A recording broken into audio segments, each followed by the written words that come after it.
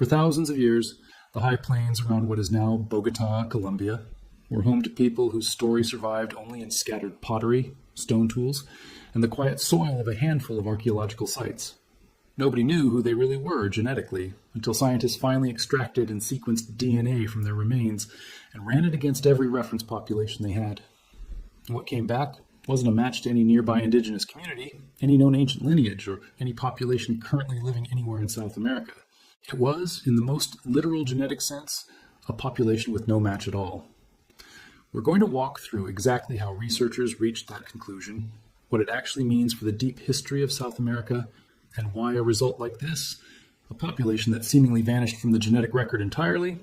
is one of the strangest and most important findings to come out of ancient DNA research on this continent. Stay with me, because by the end, you'll understand exactly what no match means in genetics and why it's far more unsettling in a scientific sense than simply finding an unexpected relative. If ancient DNA and the real evidence-based story of the deep human past interest you, this channel is for you. Hit subscribe, because we dig into discoveries exactly like this one every week. Let's start with why South America, Colombia specifically, has been such a genuinely difficult puzzle for population geneticists to work through. The initial peopling of the Americas is reasonably well understood in broad strokes. A founding population moved across the Bering Land Bridge from Siberia into the Americas sometime around 15 to 20,000 years ago, then spread rapidly southward, eventually reaching the southern tip of South America within just a few thousand years, an extraordinarily fast expansion across 2 entire continents. That speed alone tells you something remarkable about how capable these earliest populations were at adapting to radically different environments in a short span of time, moving from Arctic tundra through temperate forests, across deserts over the Andes, and into Amazonian rainforest, adjusting their tools, diet, and survival strategies at a pace archaeologists still find genuinely impressive when they reconstruct the timeline. What's been far harder to reconstruct is everything that happened after that initial expansion. The internal migrations, population replacements, and regional extinctions that occurred across the following 15,000 years, almost entirely undocumented by any written record, since writing systems in the Americas developed independently much later, and only in a few specific regions, most notably in Mesoamerica, thousands of years after the initial peopling of the continent was already complete. For the vast majority of the human story in the Americas, the only surviving evidence is physical, archaeological remains, tools, and increasingly the DNA itself, recovered directly from ancient human remains where preservation conditions happen to allow it. Colombia sits in a particularly important and particularly understudied position in that story. Geographically, it's the connecting bridge between Central America and the rest of South America. Anyone moving south from Panama into the Amazon, the Andes, or the Southern Cone had to pass through or near the region that's now Colombia. That makes it a genuinely critical location for understanding how the deep human history of the continent actually unfolded, roughly comparable in importance to the role a place like Turkey plays in reconstructing the deep population history of Europe and the Near East, a narrow, unavoidable corridor that almost every subsequent migration had to move through or around. And yet, for decades, Colombia remained one of the most poorly sampled regions in ancient DNA research anywhere in South America. That gap in the data wasn't a matter of researchers overlooking the region out of a lack of interest. It reflects 2 genuinely difficult compounding obstacles. First, a combination of the region's hot, humid climate across most of its territory, which degrades DNA far faster than the cold, dry conditions that preserve genetic material well in places like the Andean highlands or Patagonia, meaning a huge proportion of potentially available ancient remains across Colombia's lowland and coastal regions simply don't retain enough intact DNA to sequence at all by the time researchers are able to study them. Second, a genuine shortage, until relatively recently, of large-scale, well-funded ancient genome sequencing projects focused specifically on this part of the continent,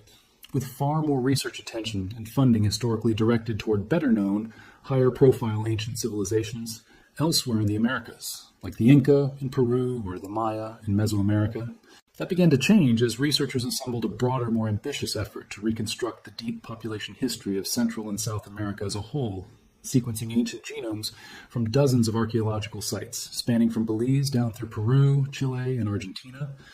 and, critically, including sites on the high plains surrounding Bogotá,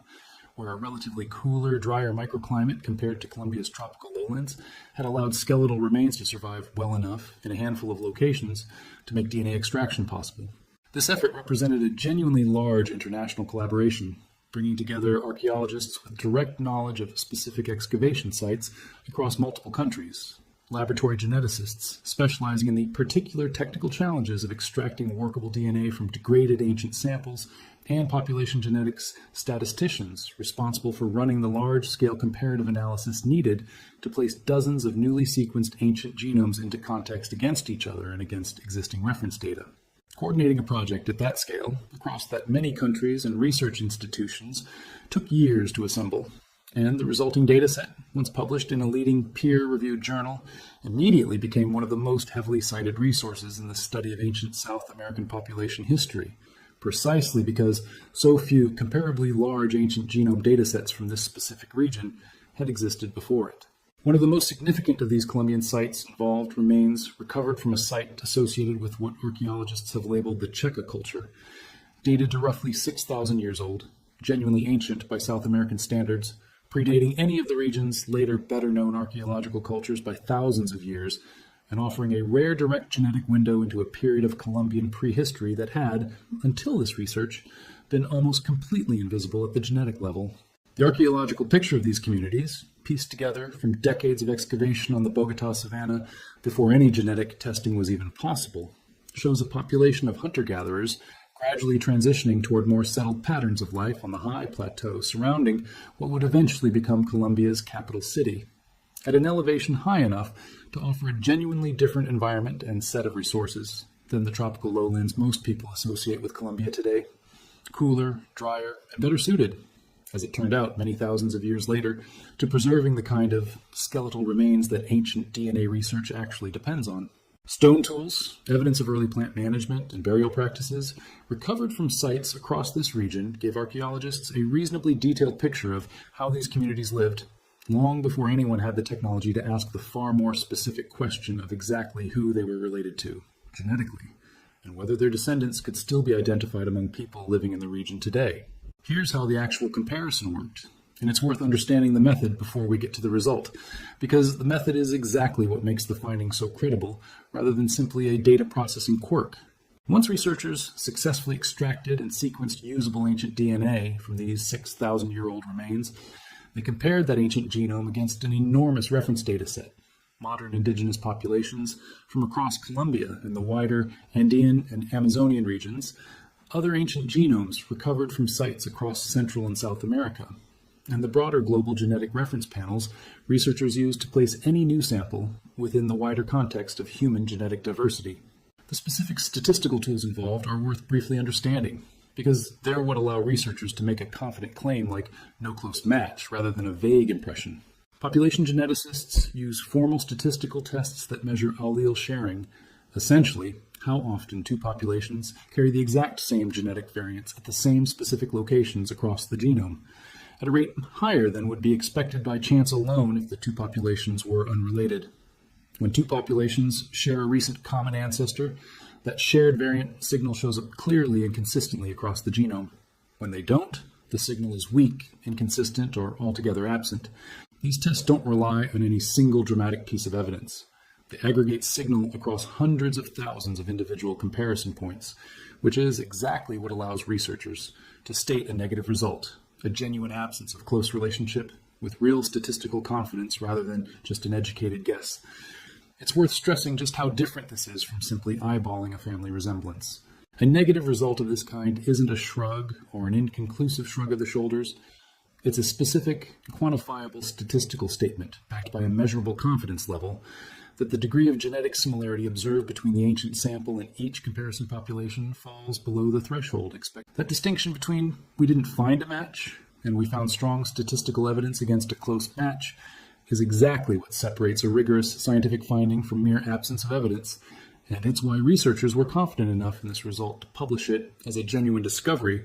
rather than treating it as an inconclusive gap in the data. The goal was simple to state, even though the underlying computational analysis is genuinely complex. Find the populations, ancient or modern, that this 6,000-year-old Colombian genome is most closely related to, and use that relationship to reconstruct where these people fit into the broader migration story of the Americas. What the researchers found was not what they expected. This ancient Colombian population did not show a close genetic relationship to the modern indigenous populations living in the same region of Colombia today. It also didn't closely match other ancient South American genomes recovered from nearby regions in similar time periods. And it didn't cleanly match the expected genetic signature of the well-documented early founding population that had spread across the Americas thousands of years earlier either, instead showing a distinct genetic profile that set it apart, to a statistically meaningful degree, from essentially every other ancient or modern American population included in the comparison. It's worth pausing on how unusual that combination of results actually is. A genome failing to match its immediate modern neighbors is one kind of surprising result on its own. It happens elsewhere in the world and usually points towards some specific, identifiable population replacement event. But this genome also failed to closely match other ancient genomes from the surrounding region and comparable time depth,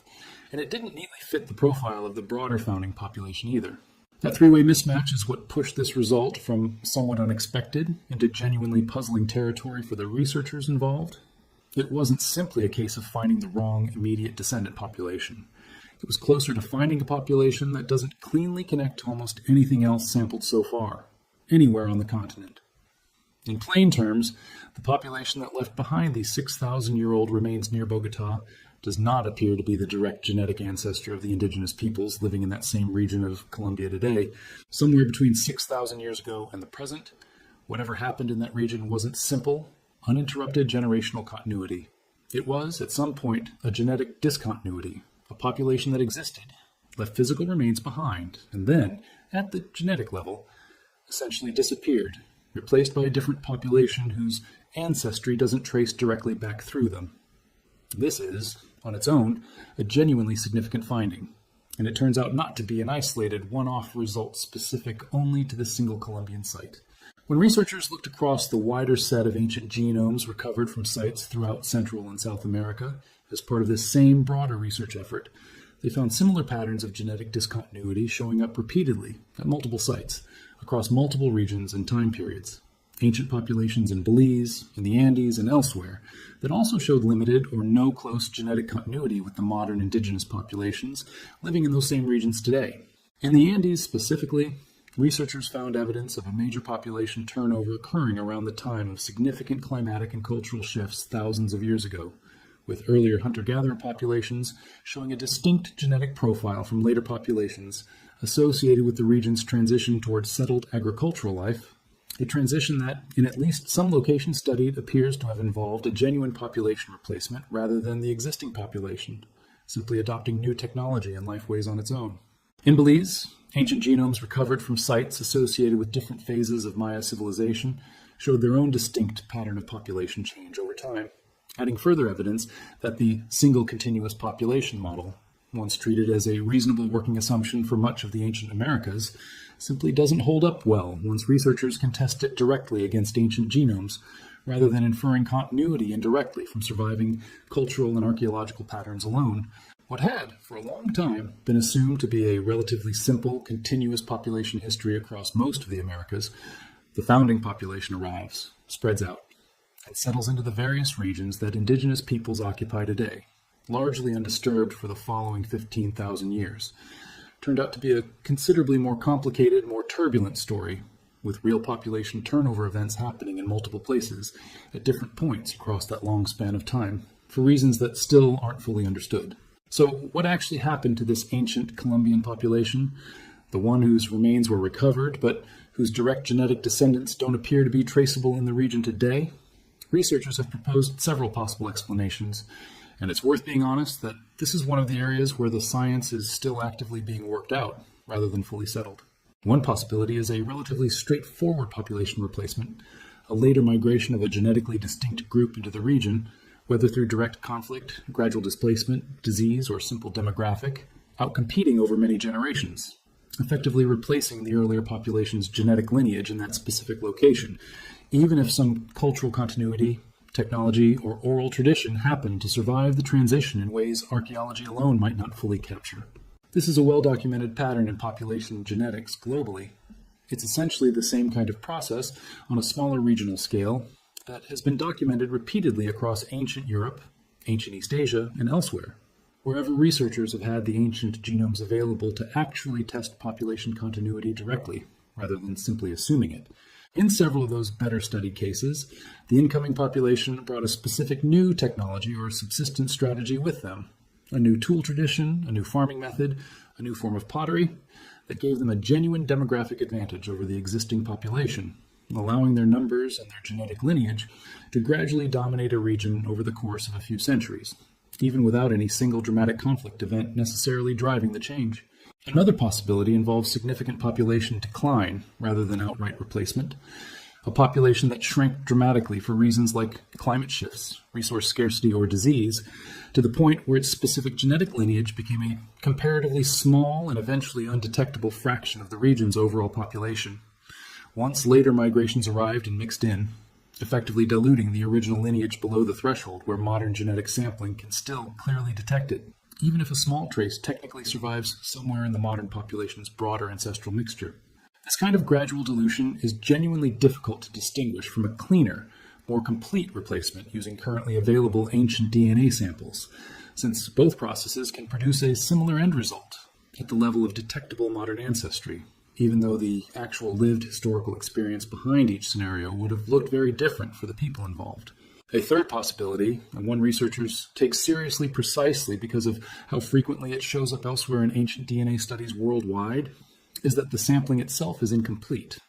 that direct genetic descendants of this ancient population do exist somewhere among modern indigenous communities, but simply weren't included in the specific comparison dataset used in this particular study, whether because that community wasn't sampled at all, or because population movements since the ancient period relocated the relevant descendant community to an entirely different region of the country or continent than the one their 6,000-year-old ancestors originally occupied. Modern reference panels, however extensive, are never a complete census of every living community's genetic ancestry. They represent whichever communities happened to participate in whichever specific research studies existed at the time the comparison was run. And gaps in that coverage, particularly for smaller or more remote indigenous communities that haven't yet been included in large-scale genetic research, remain a genuine limitation across this entire field, not just in this specific Colombian case. Distinguishing clearly between these possibilities requires exactly the kind of expanded sampling that ancient DNA researchers are actively pursuing across South America right now, sequencing more ancient genomes from more sites across more time periods, and comparing them against a continually expanding set of modern reference populations, in the hope of eventually tracing exactly where and to what extent this specific ancient Colombian lineage's genetic legacy actually persists, if it persists anywhere at all. What makes this particular case genuinely unsettling, in the specific scientific sense of the word, is how directly it challenges an assumption that had quietly shaped a lot of earlier thinking about indigenous American population history. The assumption that the indigenous people living in a given region today are, by default, the direct, largely uninterrupted genetic descendants of the people who lived in that same region thousands of years earlier, absent some specific, well-documented historical disruption like European colonization. This Colombian result, and the similar discontinuities found at other sites across the broader study, show that assumption doesn't hold nearly as reliably as it was often treated as holding, even in eras and regions with no written historical record of any specific disruptive event at all. Significant population turnover, it turns out, could and did happen repeatedly across the deep pre-Columbian history of the Americas, quietly, without leaving the kind of obvious archaeological signature, a destroyed settlement, a sudden shift in material culture, that researchers might otherwise expect to accompany a population replacement event of that scale. It's worth being precise about what this finding does and doesn't tell us, because good science stays careful about its own limits, especially on a topic connected to the ancestry of living indigenous communities today. This research doesn't claim, and shouldn't be read as claiming, that modern indigenous Colombian communities have no genuine deep connection to the region's ancient past. Modern indigenous peoples across Colombia and the wider Americas carry ancestry tracing back tens of thousands of years within the broader story of the peopling of the continent, a fact well established by decades of genetic research completely independent of this specific finding. What this particular result narrows in on is something more specific. That one particular ancient population, sampled at one particular site, doesn't appear to be the direct genetic source of the specific modern communities compared against it in this specific study. A narrower, more precise claim than a sweeping statement about indigenous ancestry in general. It's also important to state clearly that a genetic discontinuity at one ancient site says nothing whatsoever about the legitimacy, rights, or authenticity of any modern indigenous community's connection to their ancestral land and identity, which are grounded in continuous lived history, culture, and legal and political recognition, not in a single archaeogenetic comparison run against one ancient sample recovered from one location. Population genetics is a tool for reconstructing biological ancestry with real precision. It was never designed to be and shouldn't be treated as a tool for adjudicating identity or belonging. It's also worth noting how rapidly this field is developing and how much room remains for this specific picture to be refined as more research is conducted. Ancient DNA research in tropical and subtropical regions like much of Colombia remains genuinely difficult, precisely because of the climate conditions that make well-preserved ancient DNA so much harder to recover there than in cooler, drier regions elsewhere on the continent. DNA begins degrading the moment an organism dies, and that degradation happens dramatically faster in warm, humid conditions than in cold or arid ones, which is exactly why so much of the ancient DNA research that first transformed the field, revealing detailed population histories across Europe and Northern Asia, was able to progress years ahead of similar work in tropical regions like Colombia, Central America, and much of the Amazon basin, purely because the underlying biological material survives so much better in the cold. Each additional successfully sequenced ancient genome from the region represents a real technical achievement, often the product of testing dozens of candidate skeletal samples before finding even one with enough surviving genetic material to sequence successfully. The current picture, built from a still limited number of successfully recovered ancient Colombian genomes, is very likely to be refined and potentially significantly revised, as researchers manage to recover and sequence genetic material from additional sites across the country in the years ahead, aided by continually improving laboratory techniques specifically designed to extract usable DNA from more degraded samples than earlier methods could ever work with. There's a broader lesson in this case that extends well beyond Colombia specifically, and it's one of the most important things ancient DNA research has taught population geneticists over the past 2 decades of large-scale ancient genome sequencing. Continuity is not the default assumption science should make about any population's deep history anywhere in the world, simply because no specific historical disruption happens to be recorded in writing. Populations move, decline, get replaced, and disappear from the genetic record with a regularity that written history, oral tradition, and even careful archaeological excavation alone often can't fully capture. Because those methods primarily record cultural continuity, a shared style of pottery, a shared architectural tradition, a shared set of tools, which can persist for centuries, even while the actual biological population living in a region changes substantially underneath that surviving cultural continuity. This is a pattern researchers have now documented on nearly every continent once enough ancient genomes became available to actually test it. Ancient Britain saw a population replacement so substantial associated with the arrival of bell beaker culture roughly 4,000 years ago that it replaced the majority of the existing gene pool within a few centuries, even while much of the existing archaeological narrative had assumed a far more gradual, continuous cultural transition. Ancient populations across parts of East Asia show similarly abrupt genetic shifts at points where the material culture and archaeological record show comparatively subtle change. Time and again, the pattern holds. Cultural continuity, the kind archaeology is best equipped to detect, and biological continuity, the kind only DNA can measure directly, turn out to be 2 genuinely separate threads of history. And assuming one automatically implies the other has repeatedly turned out to be a mistake once researchers had the tools to check. DNA is the one line of evidence that can look past cultural continuity and measure biological continuity directly, and again, across different continents and different time periods. It has revealed those 2 things don't always move together the way researchers once assumed they generally did. There's also a specific national dimension to why this particular result carries extra weight in Colombia, worth mentioning before we close. Colombia's own modern population identity has long been shaped by a widely taught, simplified narrative of indigenous, European, and African ancestry, blending together following Spanish colonization roughly 500 years ago. A real and important part of the country's history, but one that has often left the far deeper pre-Columbian layer of Colombian population history comparatively underexamined and undertaught, simply because it existed before any written record and until recently before any genetic evidence either. A result like this, one adds real depth to that missing layer, revealing that Colombia's population history was already complex, layered, and marked by real turnover thousands of years before a single European ship ever reached its coastline. a history worth knowing on its own terms, independent of and predating the colonial-era history that so much of the conventional national narrative tends to start from. That's the real significance sitting underneath a result that, on the surface, sounds like a simple negative finding. No match isn't a failure of the research or a dead end. It's a genuine discovery in its own right, revealing that the deep population history of Colombia, and quite possibly large stretches of pre-Columbian South America more broadly, involved far more turnover, replacement, and quiet disappearance than the archaeological record on its own had ever suggested. An entire ancient population, 6,000 years old, living, dying, and leaving physical remains behind on the high plains near what's now one of South America's largest cities. And yet, as far as current genetic sampling can determine, without a clearly identifiable direct genetic descendant population anywhere researchers have looked so far, that's simultaneously one of the most humbling and most fascinating things ancient DNA research keeps demonstrating, case after case, region after region. The people who lived somewhere thousands of years ago are not guaranteed a place in the family tree of whoever lives there today, no matter how long their presence in that landscape actually lasted. Sometimes a population's entire genetic legacy simply doesn't survive into the present in any traceable form. And until scientists went looking directly in the DNA itself, there was no way to know that a story like that had happened here at all. There's something worth sitting with in that final point specifically. For 6,000 years, this population's story existed only as scattered stone tools and quiet bone in the soil of the Bogotá savanna, with no written record and, as far as current evidence shows, no clearly identifiable direct genetic descendants left to carry their specific story forward in any traceable biological sense.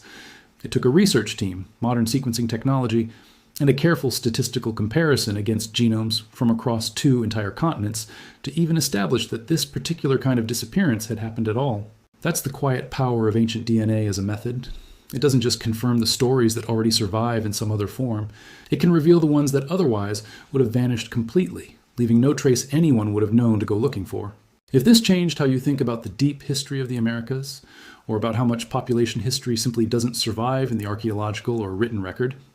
tell me in the comments what you think might explain a no-match result like this one: replacement, decline, or incomplete sampling. I read every comment, and it's usually where the next deep dive comes from. And if you want more of the real, evidence-based story behind the world's most surprising ancestral discoveries, subscribe now. We're just getting started.